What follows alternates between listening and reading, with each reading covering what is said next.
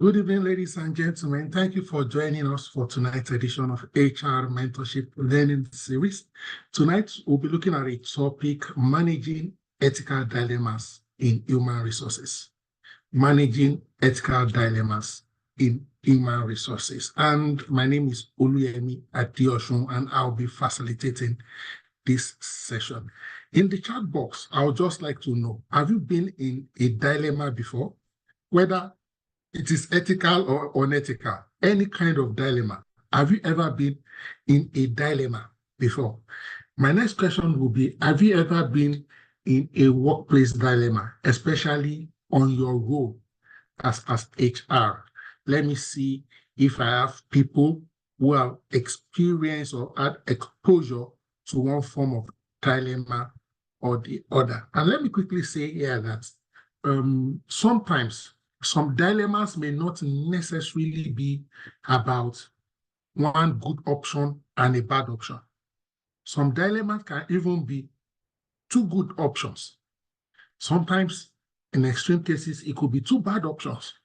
But if you look at this topic, typically, when you say ethical, it connotes some form of morality, some form of legality sometimes, just to broaden it furthermore. I know that lawyers typically will differentiate between maybe ethics, morality, and law, but this is not a law class, and we're just looking at it generally. So when in this context, when you say what is ethics, according to the Greek, okay, they say ethics is moral character. Now, you will see that we put the word moral character in quotes. And one of the reasons why it is in quotes or inverted commas is that sometimes morality may be relative. So speaking loosely now, some cultures or tribes, they view certain scenarios or situations differently. Without mentioning any tribe, for example, I've read about one or two tribes in Africa that if they have a male visitor, they could give their daughter or their wife, in quotes, as entertainment for the visitor. Now, if you are from this part of Nigeria, the first thing that will come to your mind is abomination, taboo. But in their own context, from where they sit and stand, they don't see anything bad in it. Because if they too go and visit another family or another region, they will be offered the same kind of refreshment and entertainment. And that is why the word moral in quotes here. But generally, moral character means what is good and what is generally acceptable. Without mentioning, there's this gender thing that in some parts of the world, we have male and female. In some other parts of the world, you may even have 10, 15, 16 different kinds of genders. So you can see that some of these things can be fluid. What was acceptable 50 years ago may be unacceptable now, or what was unacceptable 50 years ago may seem to be normal and okay. But generally speaking, ethics comes from that Greek word ethos, moral character, and it describes a person or behavior as right in the moral sense. Generally speaking, truthful, fair, honest. Sometimes the word is also used for people who follow the moral standards of their profession. Now, when you call an individual a professional, there are certain characteristics that accompany that word. One of it could be technical competence. So if you say somebody is a doctor, it will be assumed that this person has gone through a rigorous training program. This person has done rigorous assessments and examination and have been certified fit, either by university, college of medicine, to be competent to carry out the profession of medicine. Now, part of what also makes that profession, in addition to the technical competencies and capability, may also include some guidelines. So, for example, as a doctor in Nigeria, You are not morally allowed to do or commit abortion, except in certain circumstances, for example, which may include where the carrying of the baby is injurious or dangerous or a threat to the life of a mother or the lady or woman carrying the pregnancy. So if, for example, now someone does illegal abortion or does abortion in just because they don't want a child, no danger, nothing, and it becomes a police situation, what will happen? They will also probably arrest the doctor. The doctor may even face, for example, a panel in Nigerian Medical Association for doing what? Conducting abortion. Why? That may be a moral issue, not necessarily, oh, he's not competent enough to have done that evacuation or that. So most professions, for example, engineering, law, and so on and so forth, have general guidelines. Still using medicine as an example. Hopefully all of us here have one or two friends or that are either or family members that are doctors. You will realize that doctors hardly ever treat their own direct family member, maybe their own children, their own spouse. It's some of the written and unwritten rules, maybe so that you are not too emotionally entangled or involved in the medical treatment, such that you may suspend judgment and let emotion drive how you diagnose, let emotion drive how you prescribe. You can go and prescribe an overdose or an underdose just because of this conflict of interest, potentially. Also, maybe as a lawyer, you are in court and then maybe the judge is your cousin. Then that judge will, for example, say, oh, I cannot handle this case. I recluse myself. I step down. I assign this case to another person. Why? There is a moral dilemma here. No matter what I do, it may be preconceived as me not being fair, that there may be a moral deficiency here. It may be unethical. So ethics means doing the right thing at the right time, always, whether it is convenient or not.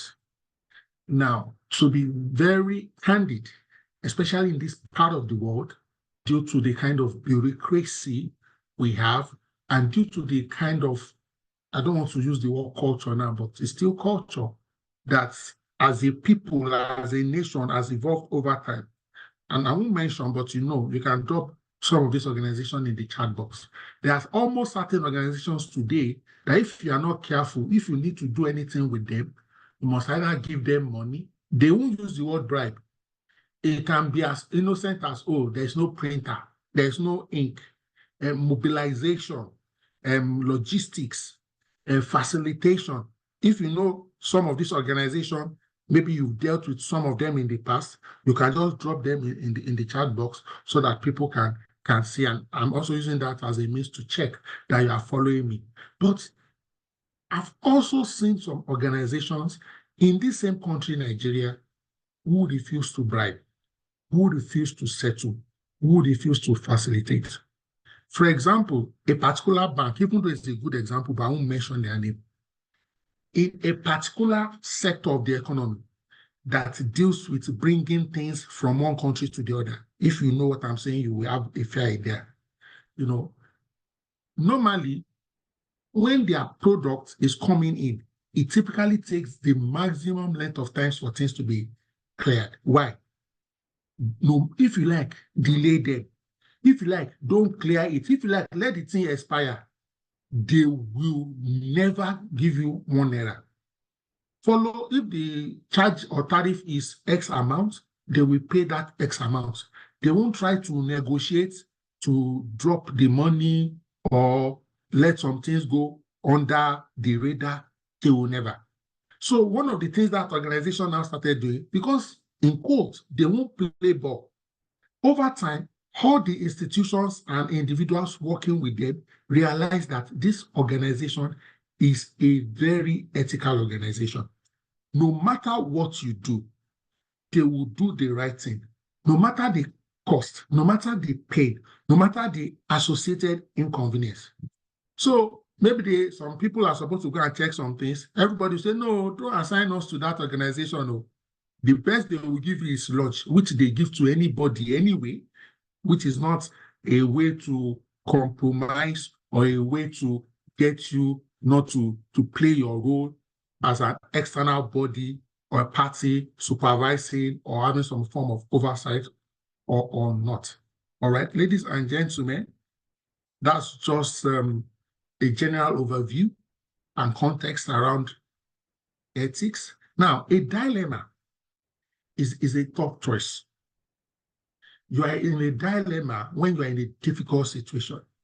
Sometimes each option looks equally bad. Sometimes each of the options can be tough, can be expensive, costly, it can be challenging. In Greek, a dilemma is a double preposition. Originally, dilemma used to be like a synonym for logic.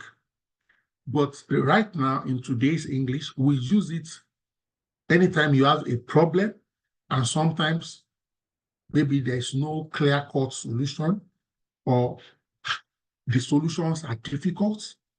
If you say yes, you are probably in soup. If you say no, you can be in a tight situation.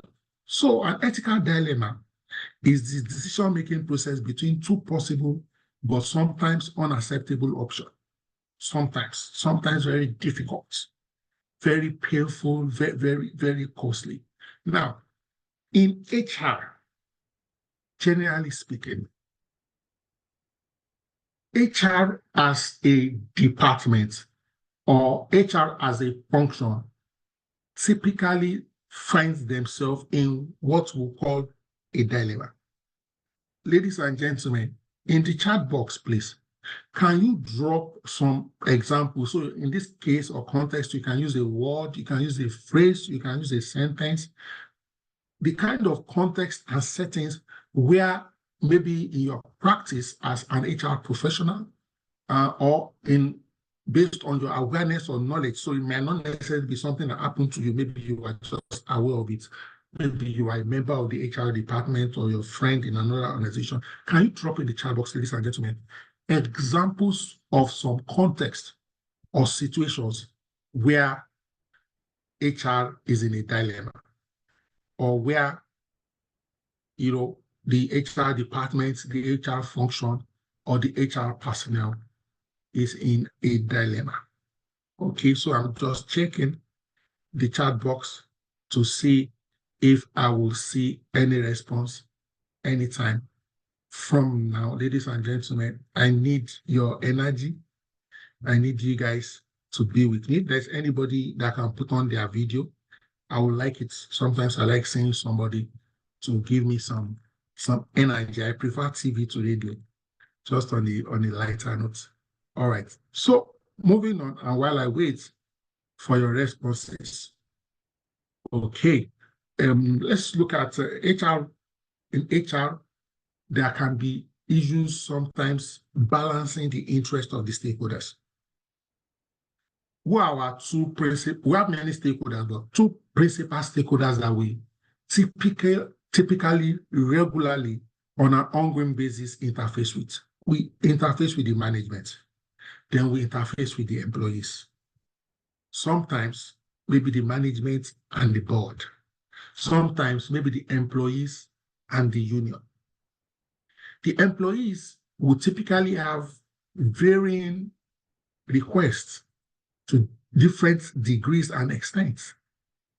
They want more money, more salary, more allowances. They want to work remotely. They want to work hybrid. The management may say, oh, well, we are not saying that employees don't deserve more money, but we are all in this bell of blue economy together. Cost of production has gone up, fuel has gone up, that all the indices the employees, for example, are alluding to as a justification for them to be compensated more is also impacting on their business. And probably they are not able to transfer costs as much as they would to customers. Because there are instances where the moment you push too much of the cost to the customer, what happens? Sales withdraw. So you can see that this is a dilemma. You are in a dilemma because on one hand, the employees deserve more wages. On the other hand, genuinely, the organization may not necessarily be able to afford it. Not because they don't care, they don't have human empathy or feeling, not because they don't have information on the fact that prices of goods and services have gone up. For example, take the last 3 or 4 weeks or even more into consideration. We've been experiencing severe petrol scarcity. That's one. The scarcity has led to further increment in the cost of petrol. This further increment has led to increase in transportation for employees. Now, because of this petrol scarcity, the places where there is fuel, what typically happens? Because of all the cars trying to buy fuel there, you now have a situation where it is causing traffic. And that traffic is increasing the time employees spend commuting, therefore leading to increased stress. You can see the dilemma. And even if you say, oh, our staff or some of our staff or all of our staff work remotely, they will not tell you that they don't have electricity, they don't have inverter. If you say, oh, if you have a gen, use it, they'll say they don't even have fuel to power the gen. Dilemma. Wherever you turn, wherever you look, what do you see? You face one dilemma or the other. Now, let me read a message quickly from the chat box. Thank you so much, Coach Olubusola. And I will read our comments. I appreciate it. Please, let's keep our thoughts and comments coming.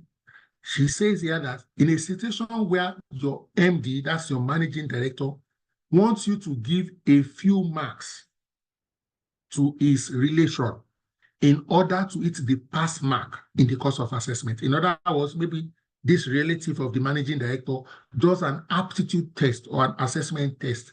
Maybe the cutoff mark is 60 over 100 or 70 over 100, and the so-called relative scores 65. And then they say, oh, HR, help us upgrade the mark, add 5 more marks, so that minimum of 70 or 60 can be met.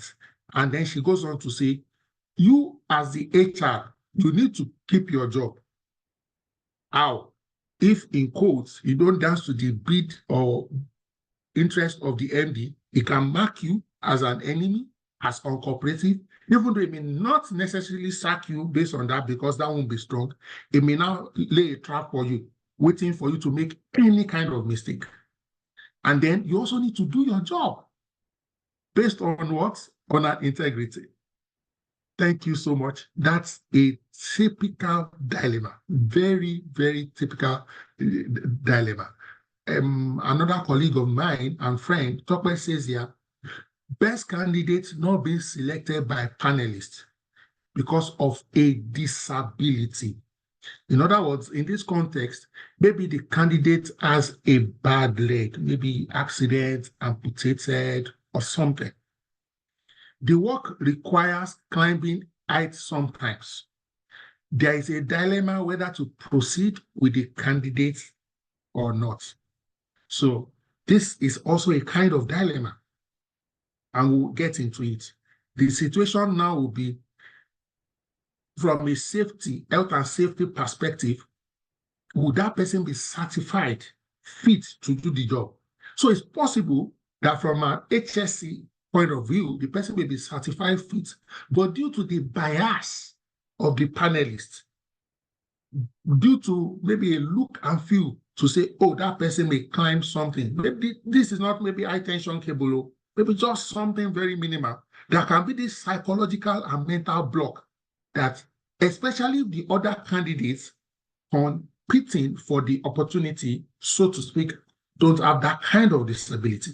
You are now in a dilemma. And perhaps this candidate was the best in all the assessments, both practical and theoretical. Let me take another one here from my friend and sister Latifat.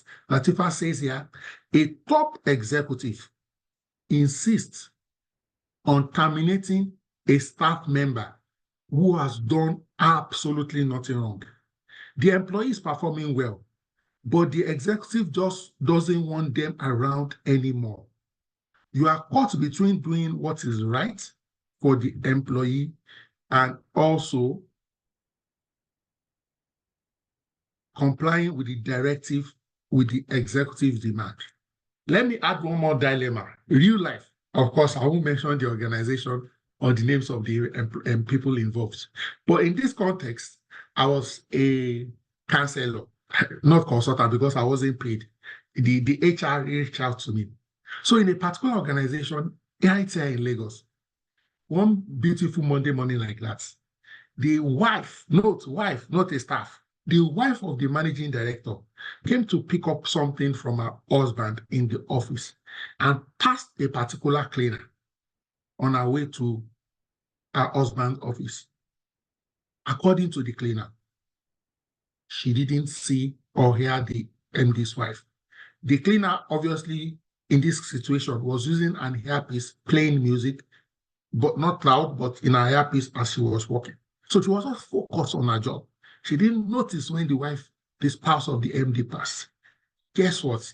The wife of the MD entered the MD's office, in quote, wrecked for the MD that what kind of mannerless employees is he holding on to in the organization, and directed or suggested to the husband that they should sack the cleaner immediately.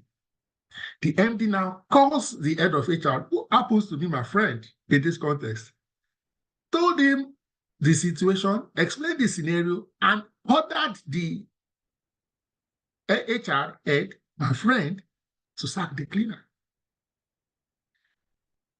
My HR friend now called me for counsel. I just asked my friend and brother a question. I said, please, and this is, for example, one of the ways we handle some of the ethical dilemmas. I said, let's flip it. If it was the MD, not the wife of the MD, because the wife of the MD is not a staff anyway. If it was the MD that entered into the building, into the organization that Monday morning, passed beside the cleaner, and the cleaner greeted him, but he, the MD, did not greet the cleaner back, are we going to sack the MD? I'll say that again, ladies and gentlemen. Let's flip the scenario. If it was the MD who entered into the building, and as he approached his office, a cleaner or the cleaner saw him, warmly, cheerfully greeted him, welcomed him to the office, and the MD ignored her, refused to acknowledge her, and does not greet her or did not greet her. And we have all this that transpired on CCTV, so there's evidence. This is not the cleaner's word versus the MD's word. How are we going to sack the cleaner?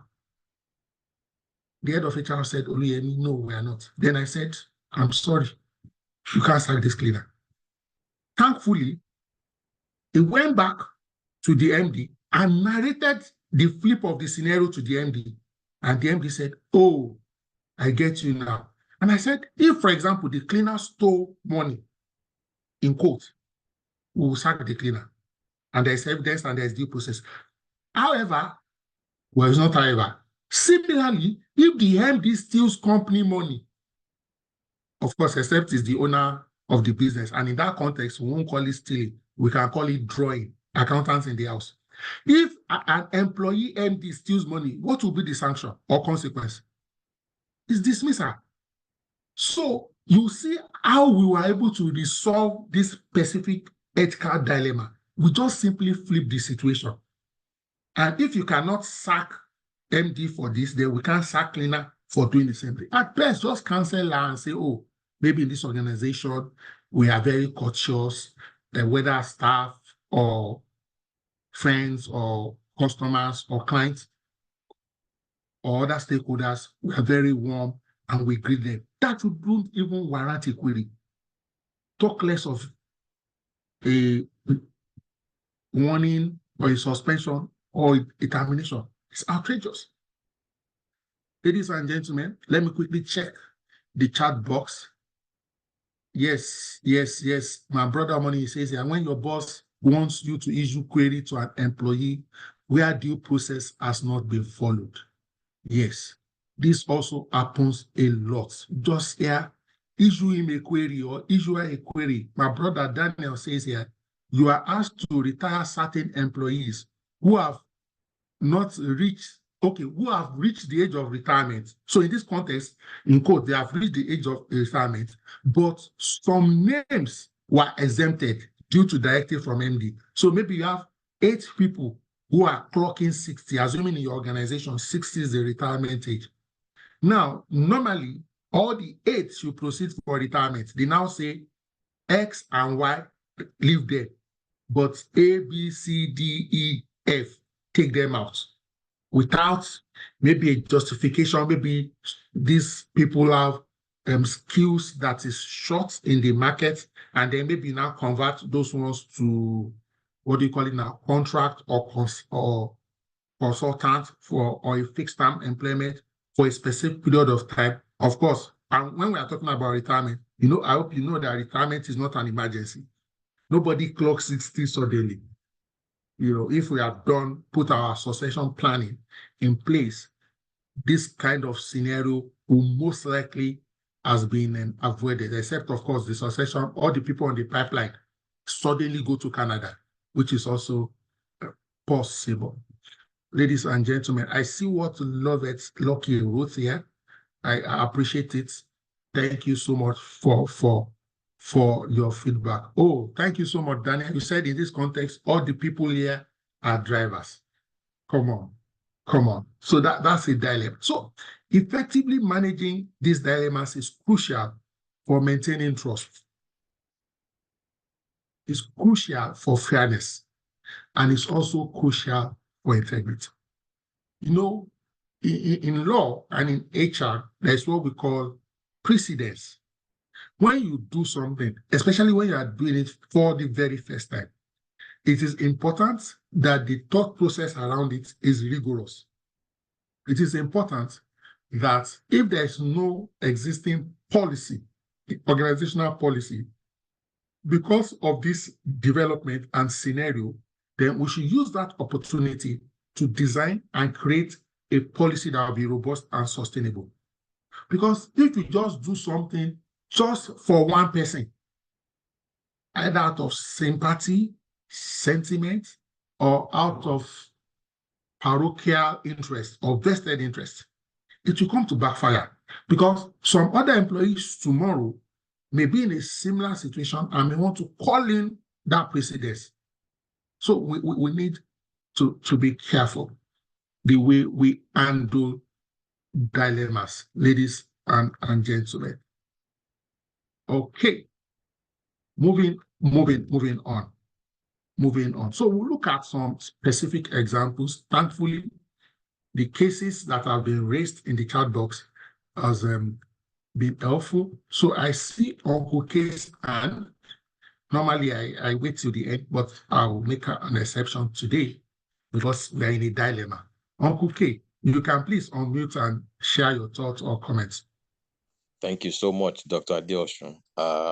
This topic is really, really very apt and very pressing, and it's something that goes on silently in many organizations.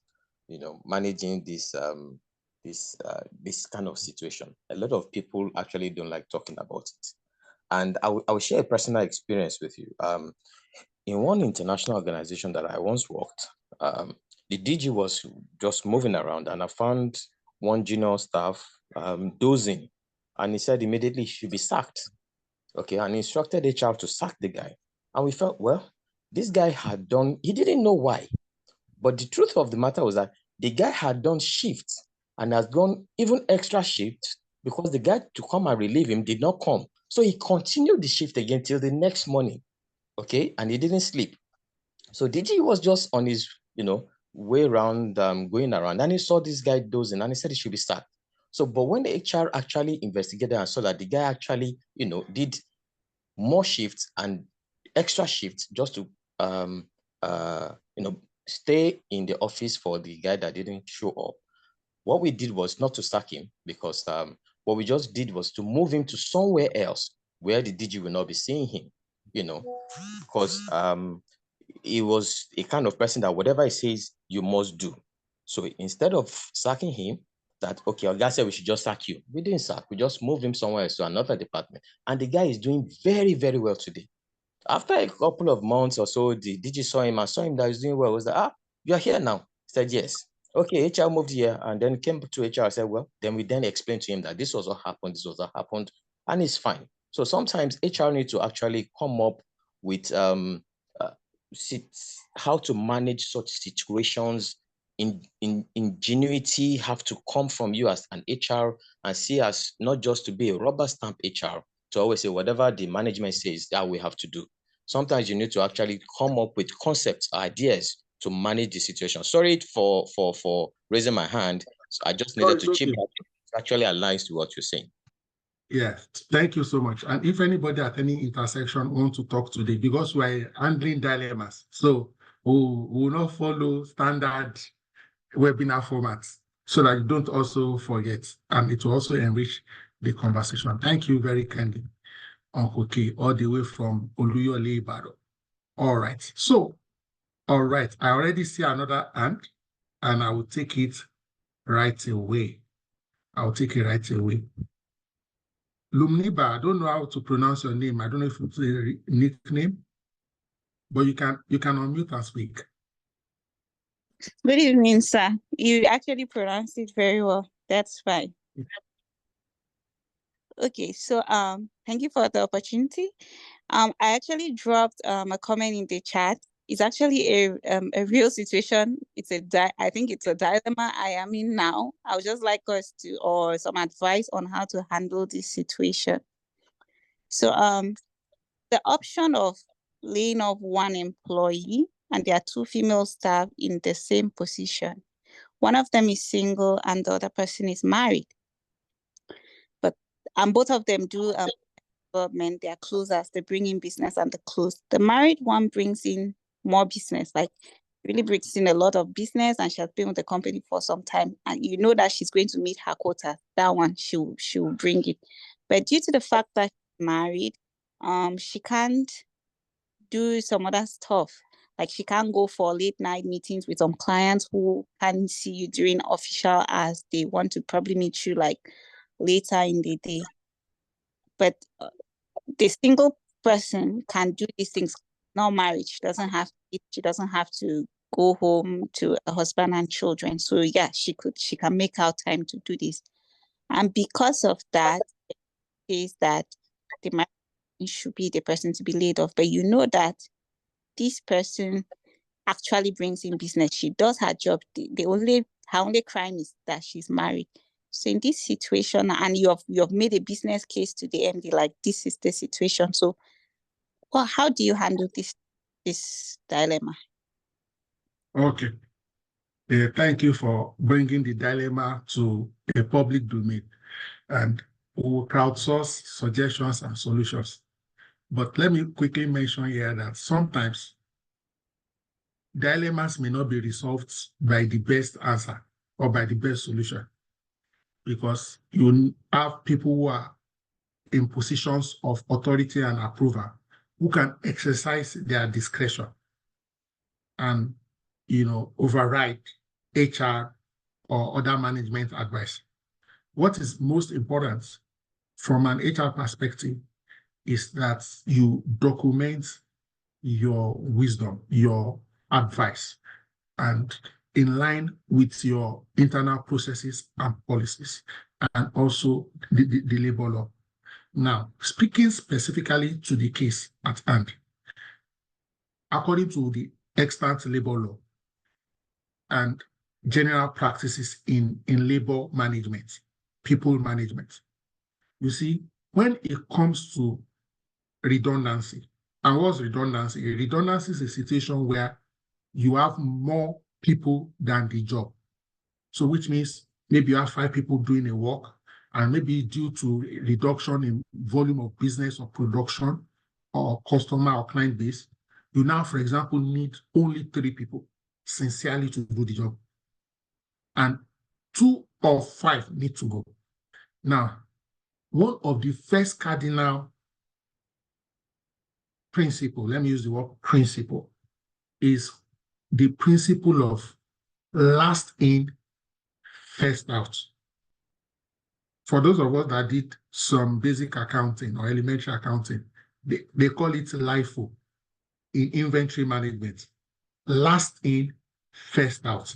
Now, if 5 people are in a department and they, so to speak, can equally do the job, one of them joined year 2000, one joined 2002, another joined 2004, the 4th person joined 2006, the 5th person joined 2008.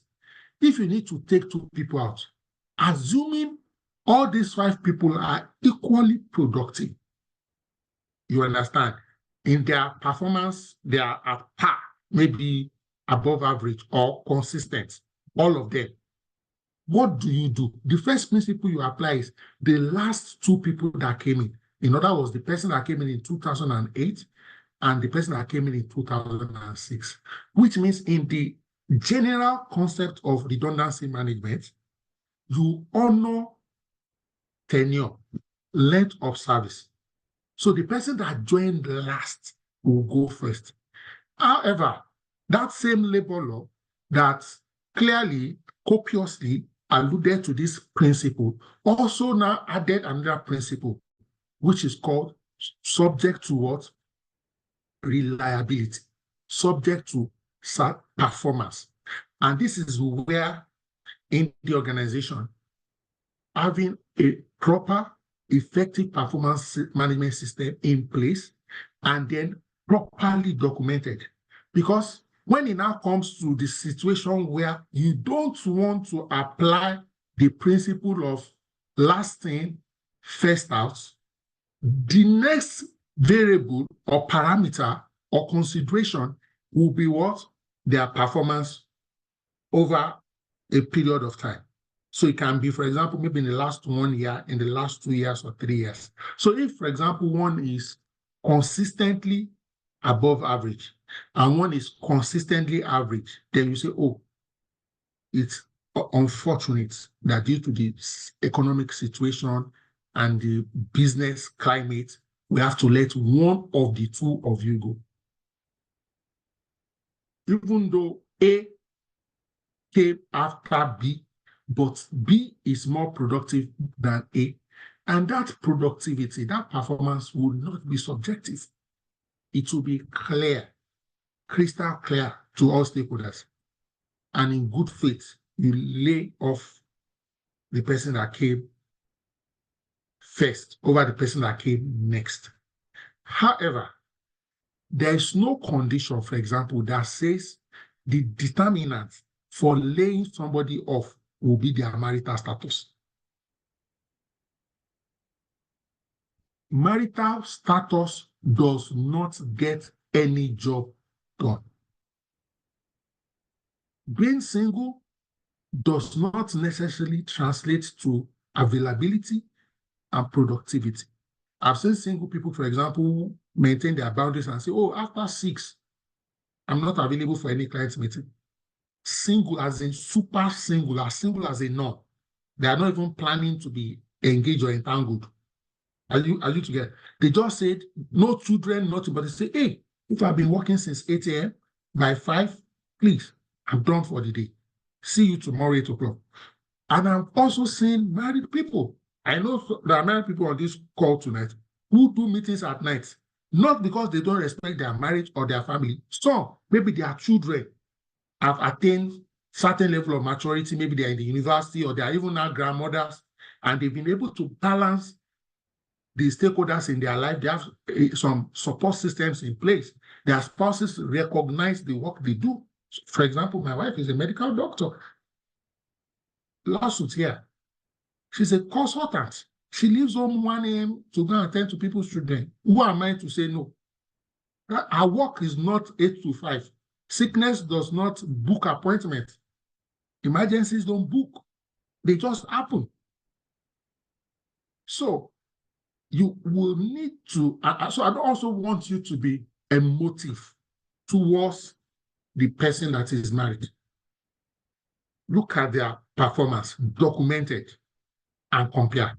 So the reason should not be availability at night. Being available for night meeting is not what necessarily closes the contract. What's the turnover that she has brought in the last financial year? Whether she was bringing them in during the day or at night is immaterial. Is secondary.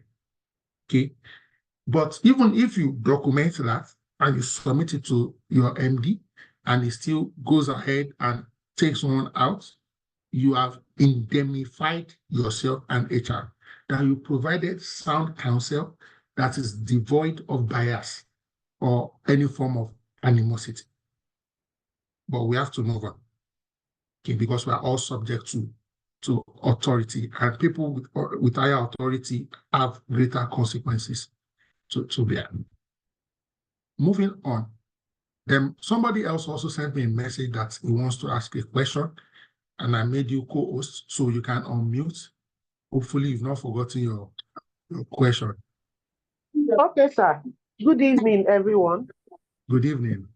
Yeah, my name is Oluyemi, and I want to first of all thank you for this opportunity. Honestly, this teaching came at the very right time in my career. So on Friday, I want to ask a question. So on Friday, I got a message from my MD to terminate. I work in a logistic firm, so we have truck drivers, to terminate 2 drivers that went to deliver goods from Benin in Benin for our customer, that they wasted time coming back to Lagos. So I told him, when he said that, I said, okay, that I will first of all follow the disciplinary process in our policy, and then I would investigate. So upon investigation, I discovered that the trackers in the vehicles were not functional, as per they have expired.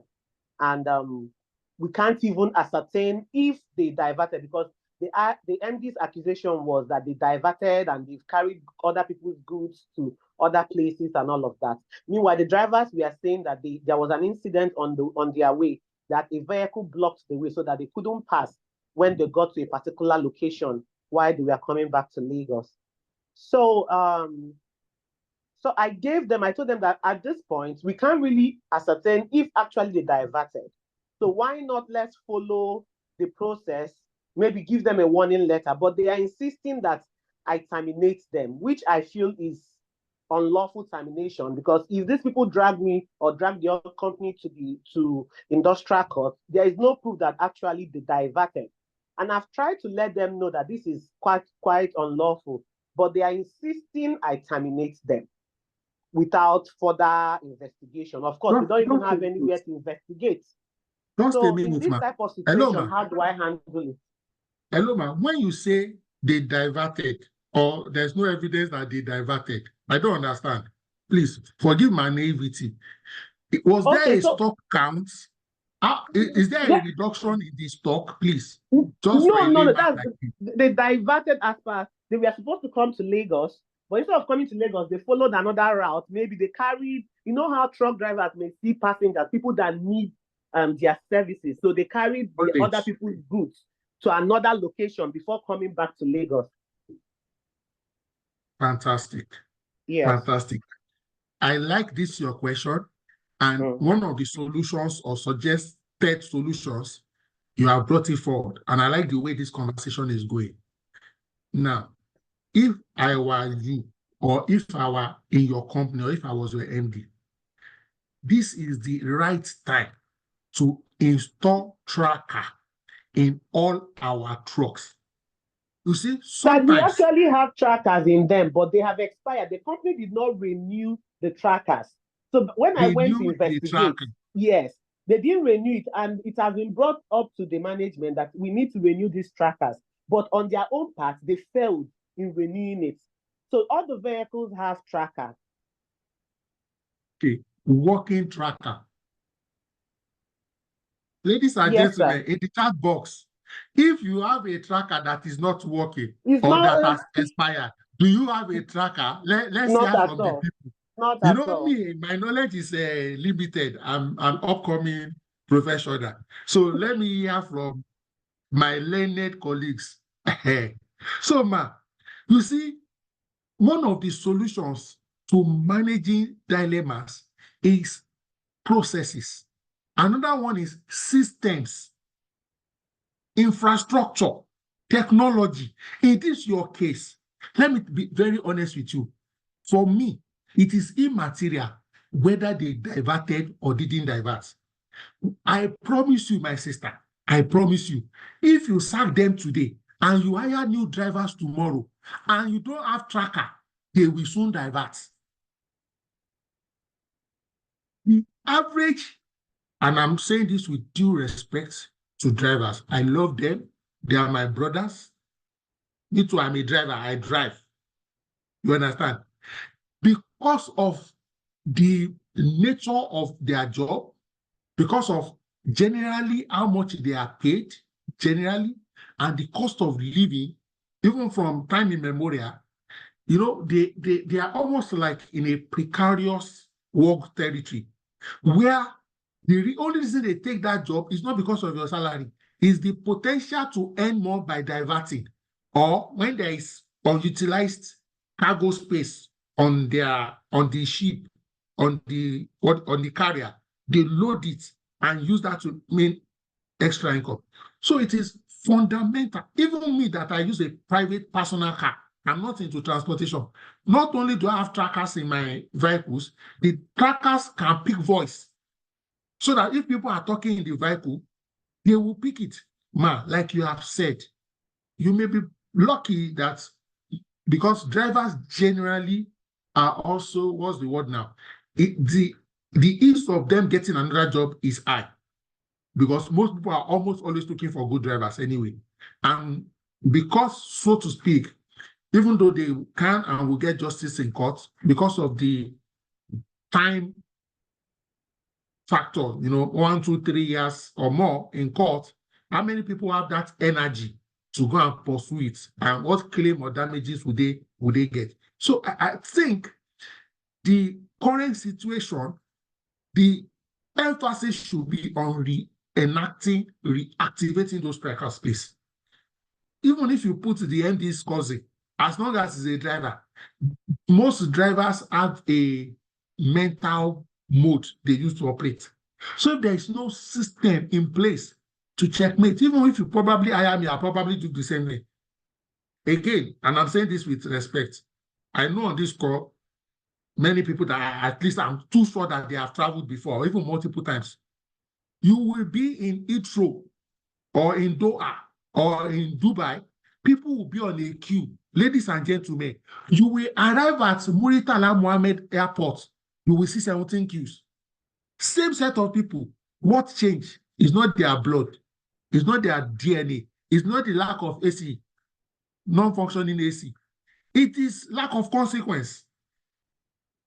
Are we together? So please, you can see here that our colleagues, people colleagues are stating here, reactivate all the trackers. Thank you so much, Coach. She also added another one, reorientate all the drivers. Frequent training, continuous training. Don't say we trained them last year, we trained them 2 years ago. Please, I will not advise, as long as there is no shortage in your stock or inventory. The other thing I will say on your case here, which is also part of the technology, generally speaking, thank you so much, Coach, put consequence management in black and white. Ladies and gentlemen, as you are listening to me or listening to anybody speaking, also be following the charts because wisdom is dropping, information, solutions is dropping in the chat so that we use all avenues to, ensure we get maximum value from this session tonight. Ladies and gentlemen, the final thing I want to say with respect to your situation is, in addition to the tracker, in addition to reorientation, most organizations who are in transport and logistics, one of the things they've perfected is they know that maybe 200 liters of diesel will do so kilometer. As long as maybe the trucks are being serviced regularly, there's no major fault or sabotage anywhere. So in addition to the tracker, you can also check, that what's the diesel consumption. Of course, I know that when some people divert, because they will collect money from the people they lent out or rented or subleased the truck to, part of that money, they may use it to refuel. But at least check. The final thing I will say, most trucks have truck and motorboy. As much as possible, from time to time, be rotating the motorboys. Even though I've also come to realize, and I'm speaking because I actually worked in the Korean industry for 2 years. So I dealt with a lot of truck drivers and motorboy first, and my last employment before I joined Lagos Business School was Itana, which is we had a fleet, and we also worked with a lot of independent and major fleet operators.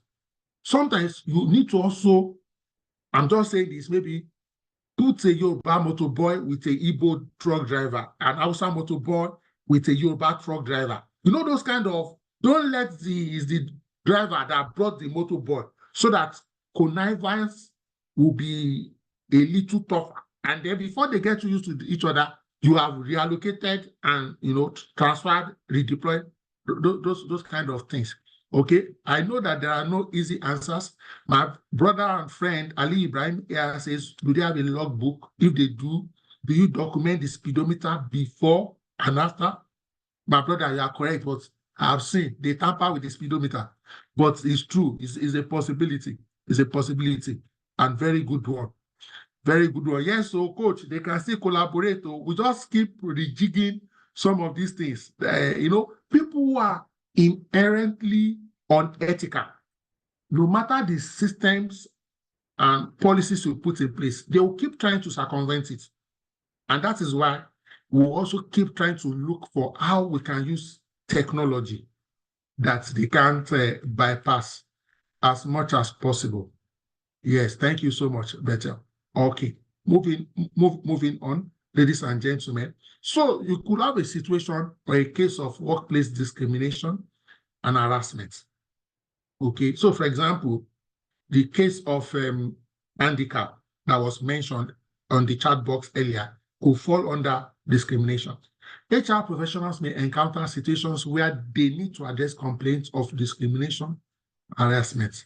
The ethical challenges arise in handling these complaints fairly, ensuring that all parties are treated with respect while also protecting the organization's reputation. The case we just also discussed a few moments ago on a single woman and a married woman, that could also fall under discrimination. And that woman, for example, if she has some documentation evidences, can file that she was unlawfully terminated because of her marital status. Okay, management needs to develop clear policies and procedures. So this is one of the solutions for reporting, one, for investigating, two, for the issues around discrimination and harassment. You see, if you don't have, for example, in your organization, a whistleblowing policy on it, that lack of a whistleblowing policy in a way is already showing that the organization is subtly enabling discrimination and harassment. Why? If somebody is harassed, there's no way or how to escalate anonymously and safely. So that can be a suggestion for somebody to consider.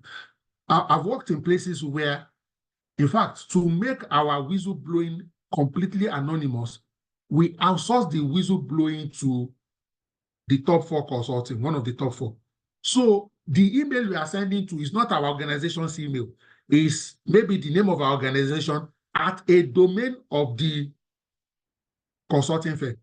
So that way, it is completely anonymized. And when the consulting firm that was managing that whistleblowing platform for us is reporting, they will never mention the name of the person who escalated. They will just point to the fact. So if they need to, check for facts and figures, if they need to test. So if, for example, they see somebody is collecting bribe, they can, for, I don't know I don't want to use the word setup. So they can test like a mystery shopping, because setup may look, what's the word now? May look criminal or somehow like you set somebody up to a crime. So they can do like a mystery shopping and test that person to see if that person will, for example, ask for a bribe before providing a service.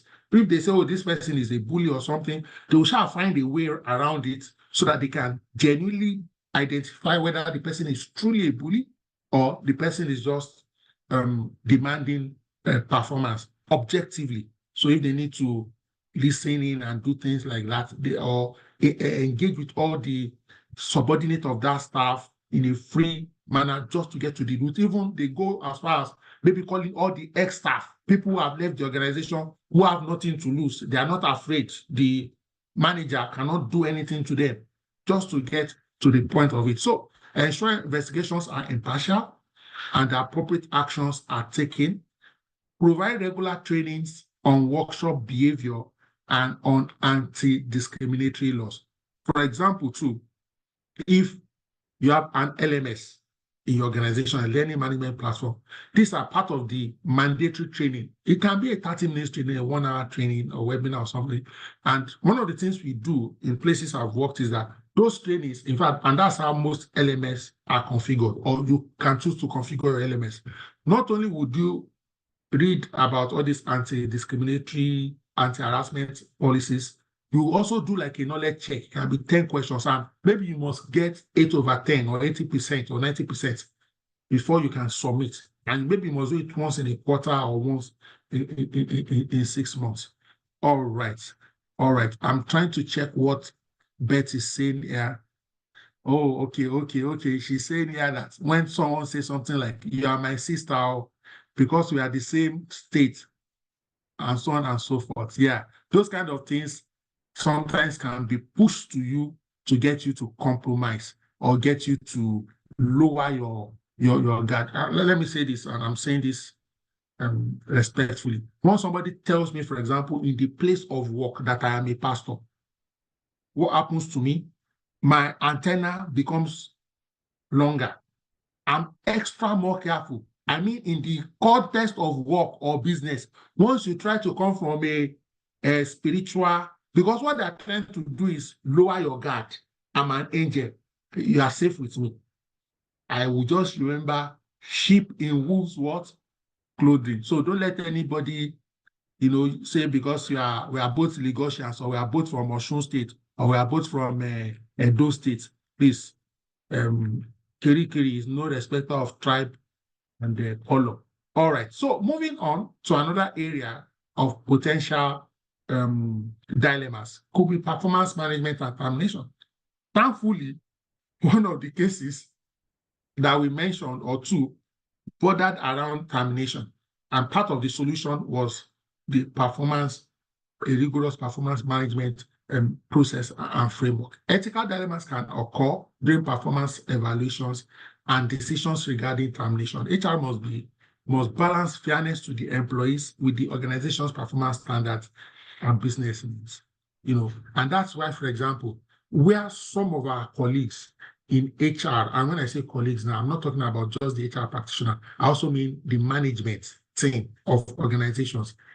There's this tendency that maybe once somebody is underperforming, we don't even want them to go through the performance improvement plan, the PIP. We want to ease them off immediately. Most contracts will have maybe something like maybe the first 6 months, the first 3 months is probation. We agree and we understand. But because the first 6 months or 3 months is probation, that doesn't mean that when you do like an interim performance assessment, so it can be maybe MPR, multi-performance review, and then you notice the deficiencies and shortcomings, the next 1 or 2 months you can place the person quickly on the performance improvement plan. That plan, for example, can maybe one of these days I will do a webinar only on performance improvement plan and dovetail into it so that we can see how robust that portion of performance management is and how we can easily underrate it or undermine it. But in a nutshell, that performance improvement plan, for example, will show the areas of gap professionally of the employee. 1. 2, it will also show how you, the organization, is supporting the person. So, for example, maybe you are assigning a mentor, a coach, a body to the in. That thing could also now say, oh, instead of you submitting maybe a weekly report like you were doing before, now that you're on PIP, to now be a daily check-in meeting. Why? We don't want to wait till the end of another 1 month cycle or another 1 quarter cycle and then realize that you're a flop. So you put all, we even say, okay, we have assigned 2 trainings on the learning management system, LMS, or we are sending you to a physical training, or HR, somebody in one other department is providing you with a 2-hour or 3-hour intervention to resource the knowledge gap that may be leading to the performance gap. And if it is an emotional thing, okay, we give you 3 days leave, 1 or 1 week, whatever, depending on the context. Settle, maybe somebody is going through a divorce. Do you understand? So you must be over and beyond, show how you provided robust intervention for that person. It's not just, oh, it's not performing, sack. The other area I want to also speak to in this performance management, especially sales. You see, depending on what you are selling, it's not always easy that you will hire a salesperson in January, and by February, they'll be bringing in money. I know that there are certain instances. What some marketers do is, because they have loyal customers, anytime, for example, they change organization, some of their customers will immediately jump ship with them. It's not all products that work like that. So you need to be sure that you also understand and appreciate, as HR and as a business, the gestation period for productivity.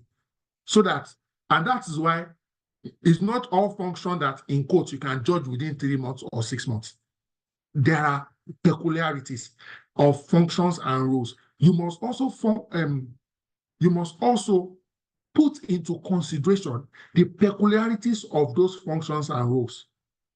This is part of where the fairness and equity comes into play. Don't just say everybody 6 months. Not all roles. Some roles in 1 week, you can know whether the person is doing the job or not doing the job. For some roles, it's not like that. It takes quality time. So there are some leading indicators you can now put in place. For example, maybe the person is supposed to be reaching out to 12 customers per day. Focus on those leading indicators. The person calling 12 customers per day or visiting 20 customers per week. Because I've seen instances where you will now eventually sack that person, and then some of those business calls will now begin to crystallize. And you won't go and you won't eat the humble pie and record that staff back to their position. So management must ensure that performance appraisals are objective, consistent, and based on a measurable criteria. When termination is necessary, please follow due process. When termination is necessary, provide clear communication. Where termination is necessary, offer support such as severance packages or outplacement services, as the case may be. Please. Now, let me say this very respectfully. And I'm saying this, I don't want anybody to see it like a boast. No, it's not a boast. I'm saying it from a place of humility. In my 22 years career in HR, I had not terminated anybody that led to litigation. I have not managed the termination process. Of why? The way I will engage with you, I will even secure your forgiveness for the organization. 1, before you are terminated, you will be crystal clear of how I tried to prevent the termination from occurring. And when it crystallizes to termination, the way I will manage you and support you, the way I will even help you, for example, develop your CV, I'll be helping you to try and get jobs in other places. Taking us to court will not. So if we need to pay you your leave, whatever, I will make sure I work with the management, with the account. We'll also make sure that your check is ready, maybe on your last day, so that not that you are out and you can't. I do, for example, termination of staff where, depending on where you work, there are some places that maybe the HMO, maybe you've paid for a year, and the person is terminated in August. I will tell the person to retain the HMO card till December, so that person's student can still have access to medical. I don't know if you understand. And I will communicate. So not that they will just go. They will know that their HMO is available. I will even be, are you using this thing? This thing available to this? You can still get this rebate. You can still leverage on this. Do you understand? When you put humanity in the HR management, you'll be able to manage it. So I'm saying follow due process, but also be humane, because sometimes some of us can follow due process and will be mechanistic. Please, you are not AI. Don't be cold. For example, I've never just called somebody and given them a sack letter before. We will first of all discuss. We will engage. Okay, so this is very, very important. Another point here quickly is employee relations and conflict of interest. Meanwhile, let me read what coach said there on the chat box. He said, I am always on guard once I hear that. Oh, pastor call, pastor ni, my whole antenna. Before I will do 5 checks, because you're not pastor, I will do 12. Ojorara, it cannot work. Okay, let me see here. Adinka says friendship between the HR manager or officer and employee can also be an issue. I hear you, but I also don't want us to be unfriendly. Okay, because, and let me say this, they are my friends. Some of my best friends are people in internal audit. You know, in the society generally, we will say like the judiciary, they shouldn't be social. That people, someone who is a judge should not be attending Owambe every Saturday party. Why? One day, the people you'll be fraternizing, freelocking with, they may be before you, and you have to hand over judgment against them. Won't your conscience speak you that I bought that woman's Ashwebi, or I ate Mom let me make that woman's 68th birthday or 55th birthday? But in the organization, friendship should be professional. So that's not to say maybe on Monday now, you can't joke with your colleagues that, Man City lost to Liverpool, Arsenal. No, now. They are not like police that when you come in, the whole workstation, everybody just go quiet. No, don't be too uptight or rigid, but don't overdo it. You know, anything in excess will be, what's the word now? Anything in excess will be abused, will be taken for granted. And you know, because you have a lot of confidential information, so you can't afford to lose guard. Yes, let me use that expression. You can't afford to lose guard. But that, not that you will lock up and be uptight. No. So please, it's just that delicate balance. And it's also vary between you and different individuals, because, you know, the employees have varying levels of maturity. So you may not also necessarily apply a one-size-fits-all to all categories of employees. Okay, so employee relations and conflict of interest.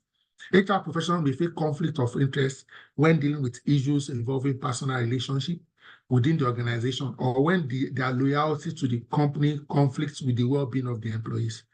There have been different scenarios. For example, you will see that many private sector organizations don't like or support or encourage married people or siblings being in the same organization. It's because of all this conflict of interest, vested interest. Most organizations, for example, they will say if you are maybe a shareholder in another company, they should not be a vendor to your organization. Or if they are a vendor or applying to be a vendor, then there is like a full disclosure form that you must fill. If you don't disclose, that's conflict of interest. I've lost count the number of times I've sat on a panel, interview panel, job panel, and in some instances, maybe I didn't really pay attention to the names of this. You know, some interviews that you interview 20 people, maybe you just count through the CVs that when you are meeting the candidates one after the other, you now do in-depth. I've seen instances where I will see the name. So there was one particular interview I did. The person was Oluyemi Adeosun. To be honest, I don't know the person. We are not related, but I'm Adeosun. I couldn't say, please, this Adeosun, thankfully, we are not even the same state. I don't know this Adeosun. But if it will be comfortable for the panel, let me stay out of the interview process. so that, I don't know if anybody here can relate. There's this subtle bias towards somebody bearing the same name with you. For example, if this one is real life, I won't mention her name, but she is Ni Adeosun. We met somewhere. Just because she's Ni Adeosun, we are not related though. We've been doing things together since then. And she used to call me my brother. So me too, I can feel extra warm or friendly or supportive. So I quickly volunteer to. So please, once you see any potential conflict of interest, the word there is potential. Because some people say, what's the big deal? I'm professional. I will do my job. The shortlisting criteria and the interview criteria. Sometimes we are biased and we don't know it. So once there can be a possibility of you being sentimental, indicate, show working, quickly declare me and this person, we attend the same church, me and this person went to the same secondary school, because if you don't say it, for example, and you hire the person, somebody can insinuate later that, it's because they went to St. Louis College in Akure together, or because they went to Bashorun in Ibadan, that kind of a thing. And meanwhile, your path may not even have crossed paths when you were in secondary school, even though you might have been in secondary school within the same time frame, or part of your path may have crossed. You may not know each other, but once you see anything like that, please maintain transparency, avoid situations where personal interest could compromise professional responsibilities, establish clear policies on conflict of interest, provide guidance on how to handle such interest. I've mentioned a few. For example, if a vendor is bidding for something and is your cousin or your in-law, declare upfront. So vendor is the junior sister to my wife. Please, you can say nothing will happen, but many times when things happen, nobody planned that something untoward will happen. It is that disclaimer, that disclosure upfront that will now show that you are ethical. Okay, in compensation and benefits, sometimes deciding on fair compensation and benefit can be challenging. When you are trying to balance budget constraint, when they need to attract and retain talent. So ethical issues may arise if there are disparities in pay that are not based on objective criteria. I remember working in a particular organization. So when they brought me in, because I was coming from outside and because of what I was earning from where I was coming from, and they really felt they needed me, then they hired me and gave me what we negotiated and agreed. Guess what? The same month I joined, 2 other people who are like senior managers, they increased their salary to match my own. Those 2 people they were not complaining, but that is ethical. Are we together? Why? You can say, they are not complaining, but these people have been with the same organization for like 16 years. Do you want somebody's coming from outside on a grade, you now bent over backwards to give him whatever is due. They just now use that opportunity to realize that they were not adequately benchmarking their internal pay with external market pay. And then they hired me, and then they regularized those other people. They might not regularize, but those people may get to know, will probably get to know, and what will happen? They will withhold their discretionary efforts. The people that were not on the lookout for job opportunities will now begin to look out. So you need to sometimes conduct compensation audits to ensure fairness and equity, implement clear and consistent criteria for salary increases and bonuses, communicate openly with employees about how compensation decisions are made. Let me add lastly too, we have back office and front office. It's also good to communicate. Many organizations, for example, pay relatively maybe salespeople more. Why? It's easy to see what the salesperson is doing. But me, personally, I don't have a problem with that. What I try to do in some places I've worked is to say, don't let us limit sales to only sales. Let us also throw it open that if any non-salesperson can bring in sales, they get a commission. So in addition to your regular job, if you choose, so that instead of you envying the salespeople, say, why are they paying them? You too use your church connection, your mosque connection, your Ikoyi club connection, whatever, old boys as well. Bring business for the organization. If it's a first-time business, we give you maybe 2.5. If it's a dormant business and you reactivate it, maybe we'll give 1.5. Are we together? Please, let us, this balancing is very, very important, because sometimes in ethics and in dilemma, perception matters a lot. In court, you may be doing the right thing, but the majority of your staff don't know or don't think you are doing the right thing. So you need to manage the communication so that the right thing you are doing is also interpreted and communicated. In leadership and culture, HR professionals are often responsible for promoting ethical behavior and positive workplace culture. This can be challenging when organizational leaders do not model ethical behavior, or when the organizational culture does not support ethical practices. Now, let me bring one example that hopefully some of us can relate with. Now, in many organizations, and please pay attention, I will be wrapping up very soon. In many organizations, for example, in Nigeria, we place a premium on punctuality, arriving to work on time. But I want to ask, how many CEOs get to work on time that you know? Maybe so let's do 100%. For every 100 CEOs, and this is a guess now, this is not an outcome of a survey, but let's just, we'll say guesstimation. How many CEOs on the average, like maybe the assumption is 8 o'clock, almost every day before 8, they get to work? Let me just quickly see the first 2, 3 responses. Okay. Thank you so much. Thank you so much, my coach. Thank you for coming. I appreciate your presence now. Thank you so much. You see, you can see, I won't mention what people are saying, but you can see in the comment box that most people generally agree that, so to speak, many CEOs are not a stickler for early arrival at work. But let me also say this, and I'm not trying to hold brief for the CEO. Do you know that many CEOs don't close at 5 o'clock? Sometimes when they are going to, in quotes, club, they are going to club. It's not for fun. They are closing deals, going for meetings. So if, in quotes, many of them hardly finish work, in fact, some CEOs I've seen or worked with, it's that 5 that their work starts. Then they will have a meeting with the board, have another meeting. Maybe they will not get to home at 12, at 1. It may not be possible for them to resume at 8.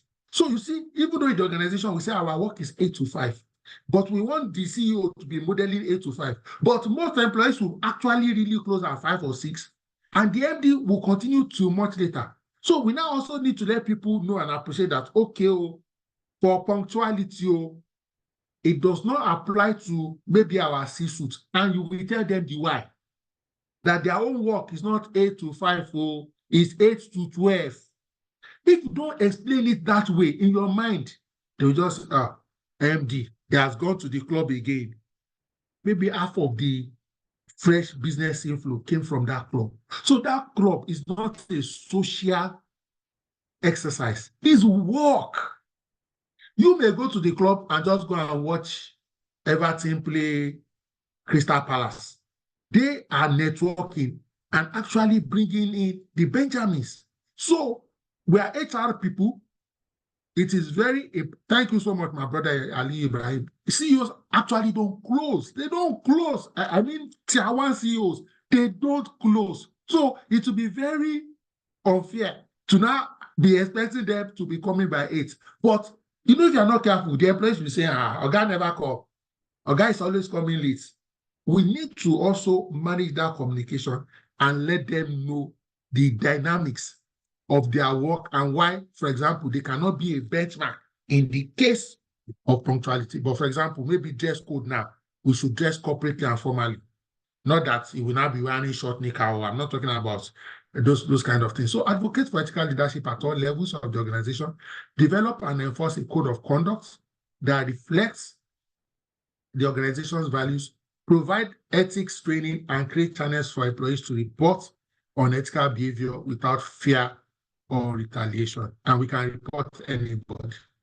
We can report anybody. So let's wrap up some of these things we've alluded to already.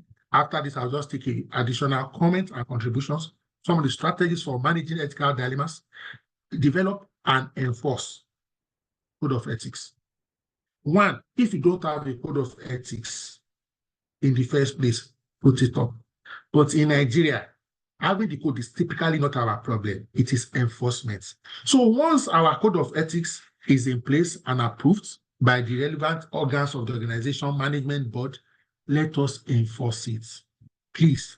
Because if you don't enforce it, it will almost look like you don't have. And we cannot afford to be doing selective enforcement. Next, which has already been alluded to by some of our colleagues, esteemed colleagues who have provided input on the chat box, provide ethics training. Now, if you belong to, for example, SPHRI, GPHRI, SHRM, part of their recertification is ethics training. It is mandatory. It doesn't matter all the points you have from all the technical HR areas. If you don't do 1 or 2 courses in ethics within the recertification window, they are not going to approve you. Why? Ethics is not because I'm ethical, I've known it. No. Ethics is something that from time to time, even the best of us can be fallible if we are not reminded. Ethics. One ethical issue just came to my mind. Let me drop it here. So this one, let me speak to the guys. Ladies, please close your ears. Maybe you are shortlisting candidates or you do interview for candidates in your organization. You now call one of the ladies or girls or women that let's have a drink during the interview process is unethical. It doesn't matter whether you will hire or not hire the person. Please, bros or brosses, men, abstain from any woman that has direct dealing with your organization. Go to a neutral place to go and farm if you have to farm. Are we together? I've not said anything. No. You know, this one is man to man. Don't like, I know people say, oh, people find love in the workplace. Well, if genuinely that's your intention, maybe marriage, but even if that's the case, please give it time. Let the whole interview process, recruitment process have ended so that somebody does not insinuate that it's because you have put an eye on that babe. That's why you hire that, so that you'll be close to her and can continue to woo her. Please, I beg. This year alone, I know two HR guys that have lost their job on runs with office women candidates. They called me to weep and ask for counsel and help them look for job elsewhere. Speaking real life, please. They say Kongi na bastard, but please, we want to change our job at our own time. Don't let Kongi make us lose job. It's part of the ethics. Thank God I remembered. Okay, let's encourage open communication, create an environment where employees feel comfortable discussing ethical issues, establish confidential reporting mechanisms such as hotlines to allow employees to provide report on ethical behavior as I went due. Okay, very important. And when we do things like all this town hall meeting, so that where people can speak, also allow for people to be able to write their thoughts or questions. You know, I've been in a town hall, I won't mention the organization. People even sent in their concerns, comments. The owner of the business said, no, that anybody that must ask question, that he wants to put a face to the question. You know what that means now. People now begin to, they won't be free. So if people are bold, I love that, let them be bold and ask their question. But if some people want to be anonymous, maybe send a mail or handwritten or typed or something, please allow so that you can get honest feedback. Also, always consult with your legal experts. So if you have lawyers in the house, in your organization, or you have lawyers on retainership, always get their counsel. Sometimes, when you're in some ethical dilemma, like 1 or 2 that have been mentioned today, like termination, speak to the lawyer of the MD or the organization, or if you have a legal department, please, HR should not handle termination alone. The reason is, if it comes to litigation, then it will become your legal department, and they will not be happy if you have not carried them along from the very beginning, if you have not sought their counsel, so that they will help you structure the termination in a very amicable way. You know, they will help you. Promote ethical leadership, document decision-making process. See, decision-making process here is key. So it's not just whenever the MD is in a good mood or a bad mood. No, We don't take decisions by the mood of management. We take decisions by our processes. We take decisions by our matrix, our criteria, and that should be documented. You remember the case I mentioned earlier when I started this webinar this evening about the situation where a cleaner did not greet the wife of the MD and they asked the HR to terminate. I had to ask, in your sanctions grid, in your grievance procedure section of your employer handbook, what do you have for not greeting a spouse or a colleague? They didn't even have anything on greeting or not greeting. So your decision-making process must be what? Documented. It's not when somebody commits a crime and somebody will just say, suspend for 2 weeks. No. You should have a sanction grid that says, these are sanctionable, suspensionable offenses.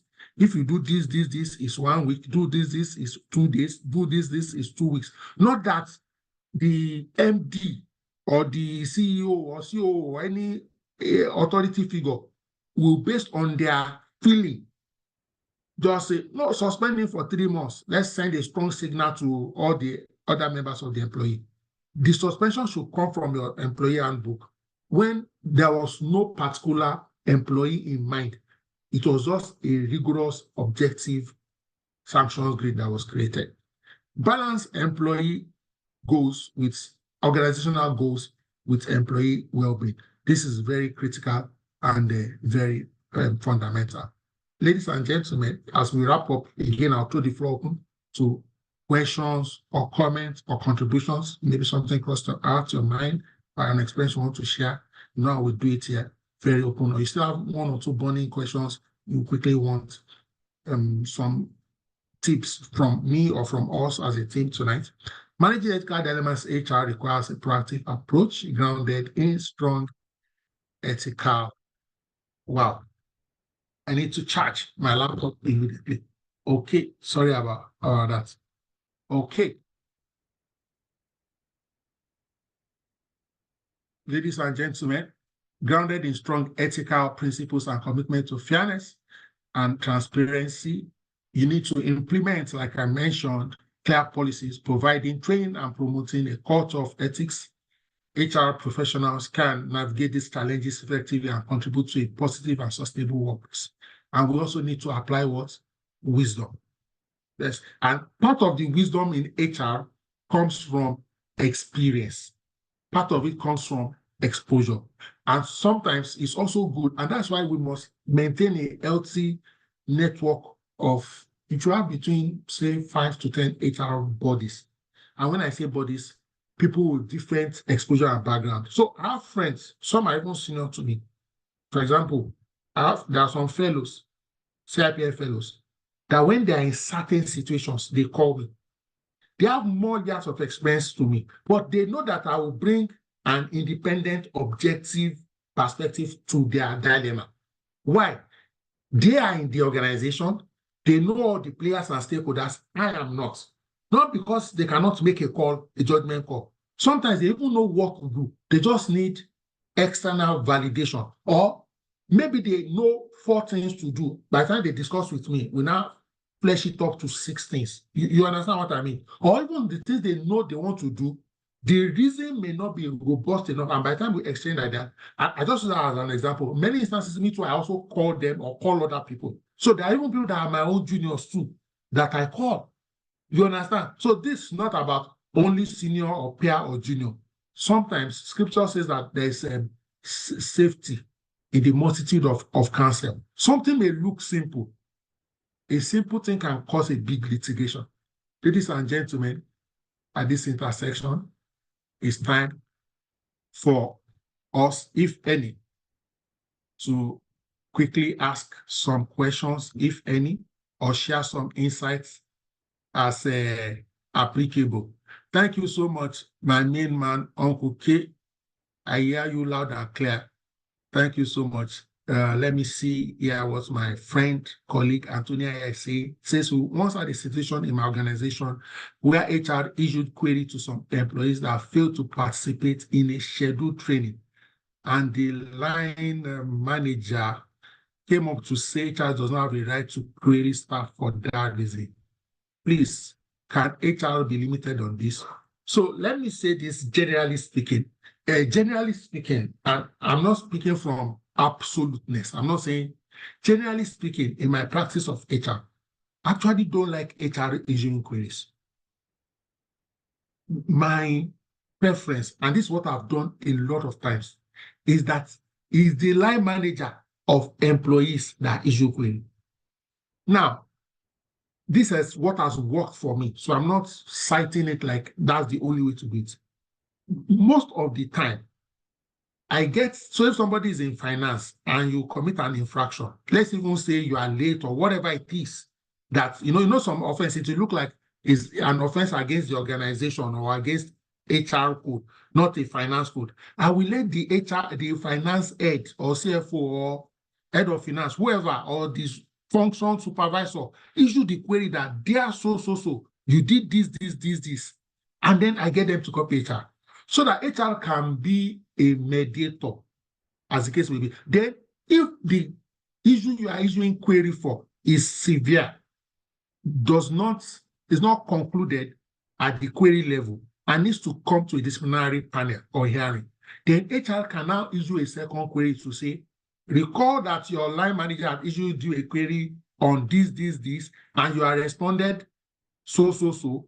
The query and the response to the query was reviewed and your responses was not satisfactory. Please, this to invite you for a disciplinary panel sitting on so day to come and provide additional information and clarification before a panel. And then you close it. But if you are the one that issued the first query, how would you? So sometimes I say HR is like the judiciary. You are not the police. So let the line manager be the police or the petitioner. In some cases, too, and in some organizations, depending on the nature of the infraction, it can be the internal audit that will issue the query. For example, maybe fraud or inventory shortage. You understand? So try as much as possible. In that instance, if possible, get the line manager. So the question will now be, Antonia, before you even schedule that training in the first place, did you carry the line manager along? Did you get his consent or his concurrence to say this time or period is a good time for this training? If you have done all that, it will be easy. So I can help you draft the query, but send it to you now sent. Or if you are an analog organization, I can help you write the training, put your name, give you will sign, I will help you serve it.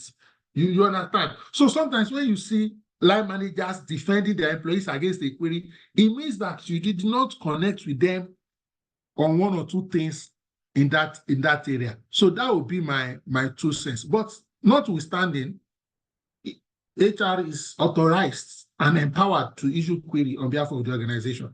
So if you issue the query, they must respond. A query is a question, and if they don't respond, that will be in subordination. Thank you so much, Uncle K. I'm blushing right now. Thank you. Uncle K also says yes, that it is best for the manager to issue query, especially in large organizations. Thank you also, Antonia, for alluding and concurring to that suggestion. Ladies and gentlemen, can I see, is there any hand? Is there anyone who wants to say one or two things? All right. Tomorrow is Monday, and some of us need to eat dinner and also put some finishing touches to our preparation for the week. I must confess that I've absolutely enjoyed facilitating this session, and I've also enjoyed having you on board this ship. However, it's not yet time to go. Beth wants to say something. Beth, please say what you have to say. Thank you so much, sir. Thank you very much for this session. Okay, I don't know if I can ask this question. Something just came up recently in my office. So we employed someone, so we did the interview process and we employed someone. And so now, our sister, though they don't bear the same last name, our sister is applying for a separate role with my organization. And she's done the first stage. But during the first stage of the interview, it was actually a virtual interview, but I realized that, this person looked like someone I know, but checking their names and asking, she said yes. So actually, they're even identical twins. right? So in this case, I don't know what to do. Like, I really don't know. But because it's different units, different departments, so I don't know.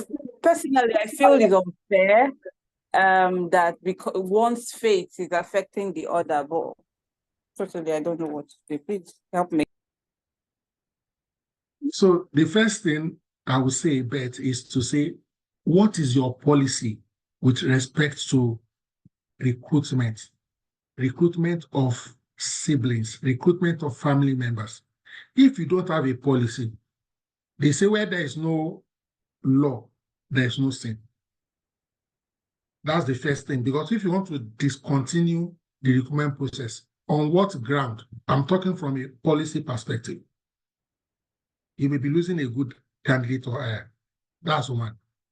Two, are they the only family that can do the job? Now, let me even come from the perspective of the employees, both the current lady in the organization and the sister you want to hire. I know we like to say God forbid and God forbid. Do you know that when you hire the two sisters into your organization and you are not able to pay salary for 3 months, do you know the impact on that family? Do you know the impact on the mother of those two women? 2 of her pikin will not be able to send chop money to her at the same time. So even from a risk management, God forbid if the company folds up tomorrow, 2 siblings will be jobless at the same time. So it's best for diversity. So you don't also want, before you do meeting at work, they've done meeting at home, or one call, no approve that, or if they have a family grudge or issue or challenge, then they will transfer it to the workplace.